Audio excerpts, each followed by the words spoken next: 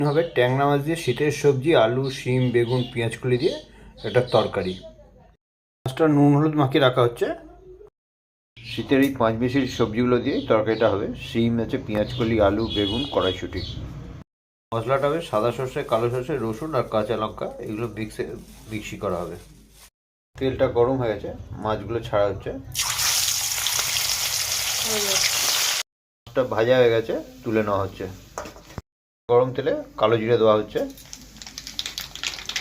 এবার আনাজগুলো দেওয়া হবে। মতো লবণ দেওয়া হচ্ছে, দেওয়া হচ্ছে পরিমাণ মতো কালার লঙ্কা দেওয়া হচ্ছে। সবজিটা ভাজা হয়ে এসছে, এবার মশলাটা দেওয়া হচ্ছে। তরকারিটা হয়ে এসছে, এবার মাছগুলো দেওয়া হচ্ছে। শীতের সবজি দিয়ে মাছের এই ট্যাংরা মাছের যে তরকারিটা, এটা হয়ে গেল রান্না। এটা নামিয়ে নেওয়া হবে। এরকমভাবে আপনারা বানাবেন, বানিয়ে খাবেন। ভালো লাগলে লাইক শেয়ার করবেন আশা করি।